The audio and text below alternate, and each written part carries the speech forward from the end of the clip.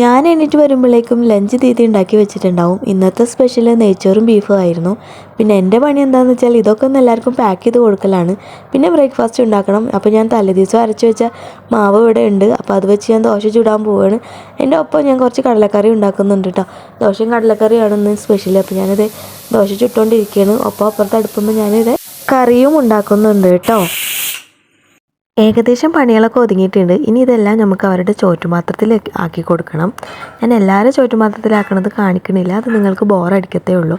അപ്പോൾ ഞാനിത് ഒരാളുടെ ചോറ്റുപാത്രത്തിലാക്കുന്നത് കാണിക്കുന്നുണ്ട്. ഇപ്പോൾ ചോറ്റുപാത്രത്തിലാക്കലൊക്കെ കഴിഞ്ഞിട്ടുണ്ട്. ഇനി നമുക്ക് ഇത് അവരുടെ ബാഗിൽ കൊണ്ടുവെക്കണം. ബാഗിൽ വെക്കണ പരിപാടി കഴിഞ്ഞു. ഇനി നമുക്ക് ഡ്രസ്സ് തേച്ച് കൊടുക്കാം കേട്ടോ. അപ്പോഴേക്കും ആൾ എനിക്ക് കുളിച്ചിട്ട് റെഡി ആയിട്ട് വന്നിട്ടുണ്ടാവും. അപ്പോൾ ഞാൻ ബാഗ് ഒരു ഗ്ലാസ് ചായ ഉണ്ടാക്കി. ആൾക്ക് തിളച്ച ചായ കുടിക്കണത് ഇഷ്ടമില്ല, കുറച്ച് ആറിയതിനു ശേഷമാണ് കുടിക്കാറുള്ളത്. അതുകൂടെ കഴിഞ്ഞ് കഴിഞ്ഞാൽ ഒരു 9 മണിയായാൽ ആൾ ഡ്യൂട്ടിക്ക് പോകും കേട്ടോ.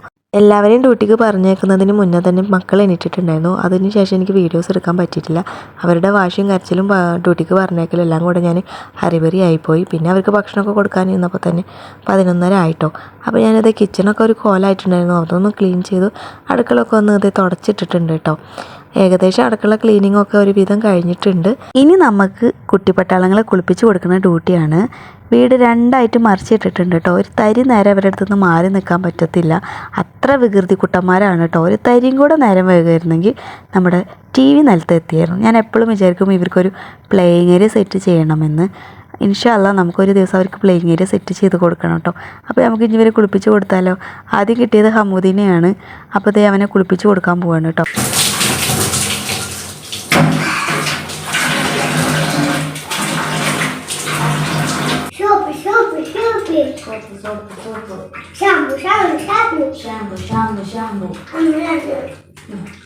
സോപ്പടൊക്കെ തേക്കണ്ടേ, സോപ്പടൊക്കെ തേക്കണ്ടേ. അവൻ്റെ പേരെന്താ?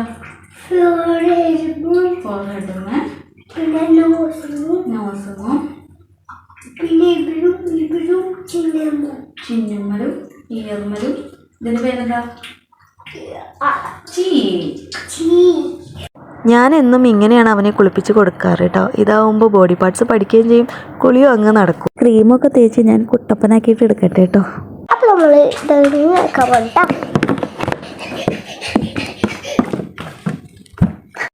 അരമണിക്കൂർ നേരത്തെ പരിശ്രമത്തിലൊടുവിൽ ഞാൻ അവർക്ക് ഡ്രസ്സൊക്കെ ഇടിപ്പിച്ചിട്ട് സെറ്റാക്കിയിട്ടുണ്ട്. ഇനി ബാക്കിയുള്ളവരെ കൂടെ കുളിപ്പിച്ചെടുക്കാം. മക്കളെല്ലാവരെയും കുളിപ്പിച്ച് കഴിഞ്ഞു കേട്ടോ. മേലാകെ നനഞ്ഞിരിക്കുകയാണ്. അപ്പോൾ ഞാനൊന്ന് കുളിച്ചിട്ട് വരാം കേട്ടോ. കുളിക്കുന്നതിന് മുന്നേ ഞാൻ ബാത്റൂം കഴുകിയിടും കേട്ടോ. വെള്ള ടൈലായതുകൊണ്ടും പിന്നെ അമുദിക്കും ഒമറിനും പോട്ടി ട്രെയിനിങ് തുടങ്ങിയിട്ടുണ്ട്, അത് കാരണം കൊണ്ടും. അപ്പോൾ കുളിയൊക്കെ കഴിഞ്ഞിട്ടുണ്ട്. ഇനി നമുക്ക് കുറച്ച് നേരം AC ഇട്ടിട്ട് ഇരിക്കാം കേട്ടോ. കാരണം ബാത്റൂമിൽ അത്ര ഹ്യൂമിഡിറ്റി ആയിരുന്നു. എത്രയും പെട്ടെന്ന് റൂം എത്തിയാൽ മതി എന്ന് വിചാരിച്ചിട്ടാണ് ഞാൻ കുളിച്ചിട്ട് ഇറങ്ങിയത് കേട്ടോ. അതിനുശേഷം ഞാനൊന്ന് നിസ്കരിക്കാൻ നിന്ന്. അപ്പോഴാണ് അമ്മുതി ഓടി വന്നിട്ട് പറഞ്ഞത് ഉമ്മ മാജി വന്നിട്ടുണ്ടെന്ന് കേട്ടോ. അപ്പോൾ ദീദി ഡ്യൂട്ടി കഴിഞ്ഞ് വന്ന കാരണം കൊണ്ട് റൂമൊന്ന് വൃത്തിയാക്കി കിട്ടി. ഞാനിനി ഒന്ന് അടിച്ചു പറ്റിയിട്ട് ഓടി വരാം കേട്ടോ. ഏകദേശം ഞാനിതേ വൃത്തിയാക്കിയിട്ടുണ്ട് കേട്ടോ. റൂമൊക്കെ കാർട്ടൂൺ വെച്ച് കൊടുക്കാൻ പറഞ്ഞിട്ട് കുട്ടിപ്പട്ടാളങ്ങൾ ഇവിടെ ഇരുത്തിയിട്ടുണ്ട്. അപ്പോഴാണ് എൻ്റെ കണ്ണിൽ ഒരാൾ പെട്ടത്. നമ്മളെ സ്ഥിരം വീഡിയോയിൽ ഉണ്ടാവുന്ന ആളാണ്. ആൾക്ക് റിപ്പോർട്ടിങ്ങിന് ടൈം ആയിട്ടുണ്ട്. കണ്ടോ, ഇതിൻ്റെ ഗ്രോത്ത് ഇവിടെ വെച്ച് അവസാനിപ്പിച്ചിട്ടുണ്ട്. ഇപ്പോൾ മേലേക്ക് വളർന്നുകൊണ്ടിരിക്കുകയാണ്. അപ്പോൾ നമുക്ക് ഇതിനിവിടെ വെച്ച് കട്ട് ചെയ്തിട്ട് ഇതിനെ നമുക്ക് റീപ്പോർട്ട് ചെയ്തിട്ട് എടുക്കാം കേട്ടോ.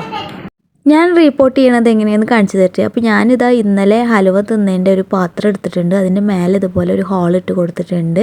വളരെ സിമ്പിളായിട്ട് നമുക്ക് റിപ്പോർട്ട് ചെയ്യാൻ പറ്റും കേട്ടോ. അപ്പോൾ ഞാനിത് റിപ്പോർട്ട് ചെയ്യേണ്ട സ്റ്റെംസൊക്കെ കട്ട് ചെയ്തെടുക്കുന്നുണ്ട്. അപ്പോൾ ഞാൻ എന്നിട്ട് ഇതിൻ്റെ ഉള്ളിലേക്ക് ഇറക്കി വെക്കുക, എത്ര ഉള്ള പണി. അപ്പോൾ എനിക്ക് തോന്നി ഇതിൻ്റെ കുറച്ച് ഹാർഡായ പോലെ. അപ്പോൾ ഞാനിങ്ങനെ ഒരു റബ്ബർ ബാൻഡ് ഫിക്സ് ചെയ്ത് കൊടുത്തിട്ടുണ്ട് കേട്ടോ. അവിടെ ഒന്ന് സോഫ്റ്റായിട്ട് ഇരുന്നോട്ടെ എന്ന് വെച്ചാൽ, അല്ലെങ്കിൽ അതൊരു ബ്ലേഡ് പോലെ മുറിയണ്ട എന്ന് വിചാരിച്ചിട്ട് ഞാൻ അങ്ങനെ ഒന്ന് സെറ്റ് ചെയ്ത് വെച്ചിട്ടുണ്ട് കേട്ടോ. റിപ്പോർട്ടിംഗ് ഒക്കെ കഴിഞ്ഞ് ഞാൻ മക്കൾക്ക് ചോറ് കൊടുത്തുകൊണ്ടിരിക്കുകയാണ് കേട്ടോ. ഇപ്പോൾ ഏകദേശം സമയം 2 മണി ആയിട്ടുണ്ടാവും. ഇവർക്ക് ഭക്ഷണം കൊടുത്ത് ഇവരെ ഉറക്കിയിട്ട് വേണം ഫുഡ് കഴിക്കാനായിട്ട് കേട്ടോ. അപ്പോൾ ഒമറിന് ഇപ്പോൾ ഉറങ്ങുന്ന നേരത്ത് മാത്രമാണ് ഞാൻ ഡാപ്പർ കെട്ടി കൊടുക്കാറുള്ളത്. കാരണം അവനക്കിപ്പോൾ ബോഡി ട്രെയിനിങ് നടന്നുകൊണ്ടിരിക്കുന്നുണ്ട്. അപ്പോൾ ഉറങ്ങുന്ന നേരത്തെ അവനക്ക് ഇങ്ങനെ ആയിട്ടില്ല, അതിനുള്ള പ്രായമായിട്ടില്ല. അപ്പോൾ ഞാനിപ്പോൾ ഉറങ്ങുമ്പോൾ മാത്രം ഡാപ്പർ ഇട്ട് കൊടുക്കും. ഒരുവിധം ഞാൻ എല്ലാവരും കെടുത്തിയിട്ട് ഉറക്കാൻ വേണ്ടിയിട്ടുള്ള തയ്യാറെടുപ്പിലാണ്. ഞാൻ ജസ്റ്റ് ഒന്ന് വെറുതെ ഇങ്ങനെ കിടന്നു കൊടുക്കും കേട്ടോ. ഞാൻ ഉറങ്ങിയാലാണ് അവർ ഉറങ്ങുള്ളൂ. അപ്പോൾ ഞാനിത് ജസ്റ്റ് ഒന്ന് ആക്ട് ചെയ്യണം, ലൈറ്റൊക്കെ ഓഫ് ചെയ്തിട്ട് ഇങ്ങനെ ഉറങ്ങിയ പോലെ.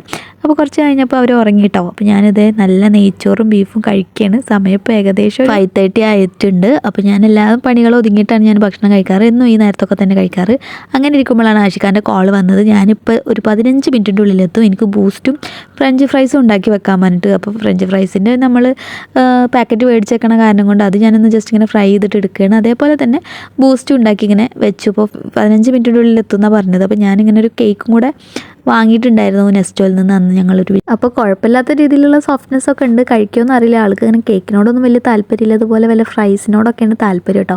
അപ്പോൾ അത് ഏകദേശം സമയം 6:15 ആയിട്ടുണ്ട്. ആളെ കാണാനില്ല. അപ്പോൾ ഞാൻ വിചാരിച്ചു ഉണങ്ങി ഡ്രസ്സൊക്കെ ഉണങ്ങിയിട്ടുണ്ട്, അപ്പോൾ നമുക്കത് എടുക്കാമെന്ന്. അപ്പോൾ തന്നെ കോൾ വന്നിട്ടോ, ഞാൻ പുറത്തുണ്ട് ഗേറ്റ് ഓപ്പൺ ചെയ്യാൻ പറഞ്ഞിട്ട്. അപ്പോൾ ഇതേ ഞാൻ ഗേറ്റൊക്കെ ഓപ്പൺ ചെയ്ത് ആളിങ്ങനെ നല്ല വേർത്ത് കുളിച്ചിട്ട് ഇങ്ങനെ നടന്ന് വരുന്നുണ്ട്.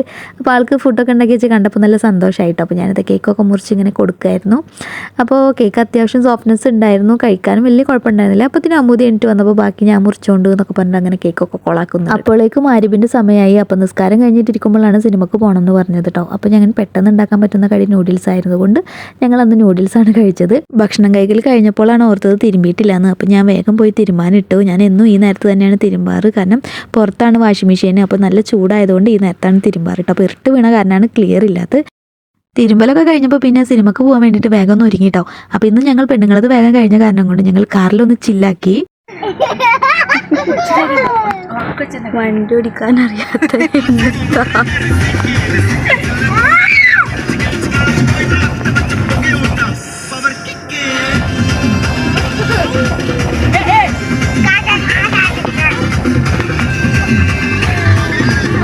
വണ്ടി സ്റ്റാർട്ട് ചെയ്തതും പാട്ട് വെച്ചതും ഡാൻസ് കളിച്ചതും ഹോൺ അടിച്ചതൊക്കെ കൂടിയപ്പോൾ ആഷിക്ക് ഞങ്ങളെ കയ്യിൽ നിന്ന് വണ്ടി ഓടി വന്ന് വാങ്ങിച്ചു കേട്ടോ. രാത്രി ഇങ്ങനെ യാത്ര ചെയ്തിട്ട് ബിൽഡിങ്ങിൻ്റെ ഭംഗി നോക്കാൻ എനിക്ക് ഭയങ്കര ഇഷ്ടമുള്ള കാര്യമാണ് കേട്ടോ. ശരിക്കും ദുബായിയുടെ ഭംഗി അറിയാൻ നമ്മൾ രാത്രി തന്നെ യാത്ര ചെയ്യണം. ഒരുവിധം നമ്മൾ മുകളിലെത്തിയിട്ടുണ്ട് കേട്ടോ. ഈ ചൂട്ടത്തും എന്തുകൊണ്ടാണ് ഹുഡ് ഇട്ടിട്ടുള്ളതെന്ന് നിങ്ങൾ വിചാരിക്കാം. അവൾക്ക് കോൾഡ് ഉണ്ട്. അത് കാരണം തിയേറ്ററിലിരിക്കുമ്പോൾ തണുപ്പായതുകൊണ്ടാണ് അവൾ ഹുഡ് ഇട്ടിട്ട് ഇറങ്ങിയിട്ടുള്ളത്. അപ്പോൾ കുറേ കാലത്തിന് ശേഷമാണ് കേട്ടോ പിന്നെയും സിനിമക്ക് വേണ്ടിയിട്ട് ഇറങ്ങിയത്. അപ്പോൾ ആ ഒരു സന്തോഷത്തിലാണ് കോൾഡ് ആണെങ്കിൽ കൂടി അവൾ സിനിമക്ക് വന്നത്. അപ്പം ഞങ്ങൾ ഇനി ലിഫ്റ്റിൽ കയറാൻ പോവാണ് കേട്ടോ.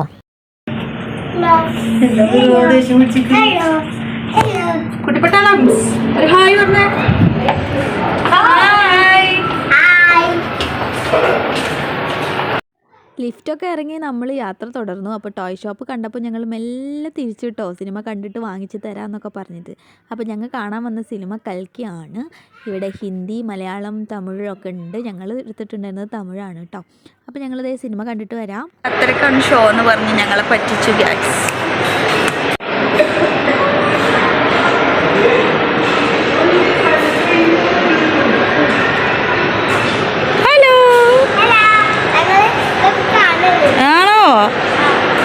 അപ്പോൾ ഇവിടെ നമുക്ക് എന്താ വേണ്ടതെന്നുള്ളത് പർച്ചേസ് ചെയ്യാൻ പറ്റും. ഒരുപാട് നേരത്തെ കാത്തിരിപ്പിന് ശേഷം ഞങ്ങൾ തിയേറ്റർ ഓപ്പൺ ആക്കിയിട്ടുണ്ട്. അപ്പോൾ ഞങ്ങൾ ചെല്ലുമ്പോഴത്തേനും ഓൾറെഡി 2 പേര് അവിടെ ഇരുന്നിരുന്നു കേട്ടോ. പിന്നെ ഞങ്ങൾ അവിടെ പോയിട്ട് ഇരുന്നു. സിനിമനെ പറ്റി പറയാനാണെന്നുണ്ടെങ്കിൽ ആദ്യത്തിൽ എനിക്കൊന്നും മനസ്സിലായിട്ടുണ്ടായിരുന്നില്ല എന്താണ് നടക്കണതെന്നൊന്നും. പിന്നെ ആഷിഖാനെ തോണ്ടിയിട്ട് ആഷിഖാട് ചോദിക്കുകയാണത് എന്താണ് സിനിമ എന്ന് ചോദിച്ചപ്പോഴാണ് പറഞ്ഞത് ഇനി വരാൻ പോകുന്ന കാലത്തെക്കുറിച്ചിട്ടാണ് അവർ പറഞ്ഞിട്ടുള്ളതെന്ന് പറഞ്ഞപ്പോഴാണ് സിനിമ കുറച്ചുകൂടി ഇൻട്രസ്റ്റ് ആയിട്ട് കാണാമായിരുന്നു. സിനിമ ഒക്കെ കഴിഞ്ഞ് വീട്ടിലെത്താൻ 3 മണിയായിട്ടോ.